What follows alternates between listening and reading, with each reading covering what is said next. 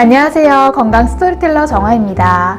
어제가 크리스마스였죠. 근데 사실 요즘은 이상하게 크리스마스 분위기가 잘 나진 않는 것 같아요. 날씨도 최근에 너무 추웠고 또 경기도 안 좋고 하다 보니까 그냥 평범한 주말 같은 느낌이었습니다. 저희 환우님들께서도 내부와 외부 기온차가 크면 면역이 떨어지기 쉬우니까요. 너무 영하권으로 떨어진 날에는 외출을 하지 마시고 또 집에서 따뜻한 차와 또 무리하지 않은 운동으로 면역을 유지하셨으면 좋겠습니다. 오늘은 제가 얼마 전에 외국 기사를 읽다가 괜찮은 내용이 있어서 소개시켜드리면 좋을 것 같아서 준비를 해봤습니다. 식이섬유를 과하게 섭취했을 때 오는 건강의 위협인데요. 이 식이섬유가 몸에 좋다는 건 누구나 알고 계실 거예요. 그래서 육류보다는 많은 양의 야채를 드시면서 치병을 하시는 분들이 많이 계시죠. 섬유질은 과일, 채소, 곡물에서 나오는 천연 물질인데요. 이 요소는 건강한 소화에 필수적입니다. 그리고 포만감도 줘서 이 폭식을 방지하는 역할도 하죠. 그래서 소화를 돕고 변비를 예방하면서 건강하게 면역을 유지하는 방법이 바로 이 섬유질을 섭취하는 건데요. 하지만 무작정 많이 먹기보다는 몸 상태에 따라서 조절하시면서 다양한 방법으로 섭취하시는 것이 좋습니다. 무작정 과한 식이섬유를 섭취하면 어떻게 될까요? 혹시 오늘 내용을 들어보시다가 이런 경우가 있는데 라고 느끼시면 식단을 조금 조절하면서 생선을 첨가하시거나 아니면 데쳐 드시는 것도 방법이고요. 무엇보다 저포드맵 식단으로 정상화될 때까지 드시는 걸 추천드립니다. 네, 우선 식이섬유를 많이 섭취했을 때 나타날 수 있는 변화는요, 장의 경련성 변비입니다.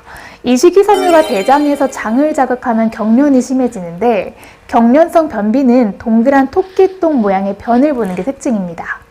이런 상황은 몸이 섬유질을 제대로 분해하지 못하기 때문에 발생하는데요. 너무 과한 식이섬유는 소화를 일시적으로 느리게 하거나 심지어 멈추게도 합니다. 그래서 오히려 변비가 발생하는 거죠. 자, 이럴 경우에는 야채를 드실 때 데치거나 삶아서 부드럽게 섭취하시는 것이 좋습니다. 네, 또 두 번째로는요, 완전히 반대로 설사를 하는 경우인데요. 섬유질을 안 드시는 분이 어느 날 갑자기 본인이 식단을 바꿔보자 라는 생각을 하고 섬유질 섭취를 확 늘려버리면 우리의 몸은 적응할 시간을 갖지 못한 채로 섬유질을 받아들이게 되겠죠. 이 섬유질의 가장 큰 장점은 음식이 소화관을 통해 이동하는 속도를 증가시키는 건데요. 아무래도 적응하지 못한 몸에 갑자기 섬유질이 들어가면 이 속도를 높여버리면서 건강한 요소를 장에서 흡수하지 못하고 전부 설사로 배출하게 되는 겁니다. 어떻게 보면 첫 번째나 두 번째나 모두 건강한 상태의 장은 아닌 것 같아요. 그래서 시간을 가지고 건강한 장을 가지는 것이 중요합니다. 똑같이 밥을 먹어도 누구는 설사하고 누구는 건강하게 대변을 보고 또 누구는 변비에 걸리는 이유도 여기에 있습니다.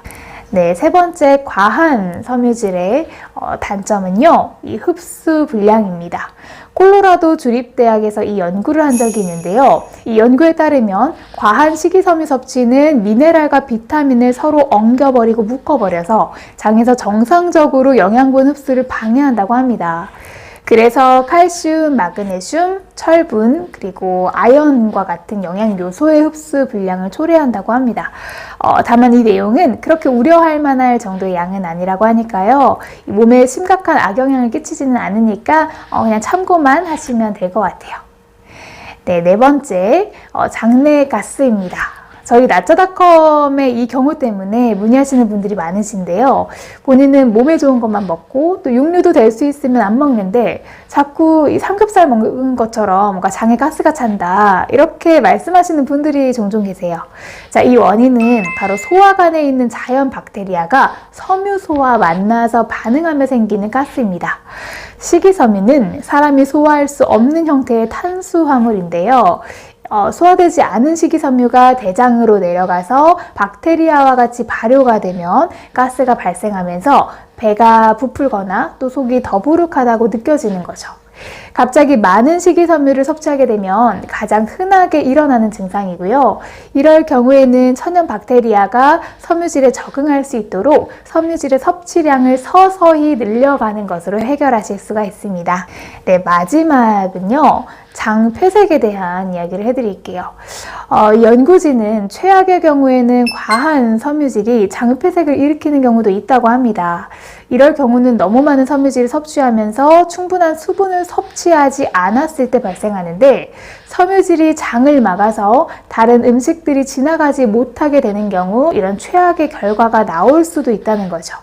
이러한 부작용을 피하기 위해서는 몇 주 동안 천천히 시간을 두고 섬유질 섭취량을 조금씩 증가시키는 것이 중요하고요. 그리고 섬유질 섭취량을 늘릴 때에는 수분 섭취량도 반드시 늘려서 하루에 최소 8잔 이상의 물을 꾸준히 마셔주는 것을 권고하고 있습니다. 그래서 위에 말씀드렸던 증상 중에 나에게 해당되는 게 한 가지라도 있다면 저 포드맵 식사법으로 해당 증상을 완화시키면서 건강하게 섬유질을 섭취하실 수 있습니다. 포드맵은 장에서 흡수되지 않고 쉽게 발효가 돼서 설사, 복통, 또 복부 팽만을 유발하는 올리고당, 이당류, 단당류 이런 것들을 일컫는 말인데요. 이런 포드맵을 적게 섭취하는 방법이죠. 단순히 이렇게 설명드리면 조금 어려워 보일 수 있는데요. 생각보다 그렇게 어렵지 않습니다. 제가 이전에 저포드맵 식사 관련해서 영상으로 정리한 내용이 있거든요. 이걸 댓글에 고정으로 달아 놓을 테니까 필요하신 분들은 이걸 참고하셔서 지금 나의 식단을 좀 체크해 보실 필요가 있을 것 같습니다. 네, 오늘 준비한 내용은 여기까지고요. 오늘도 시청해 주셔서 감사합니다. 항상 건강하세요.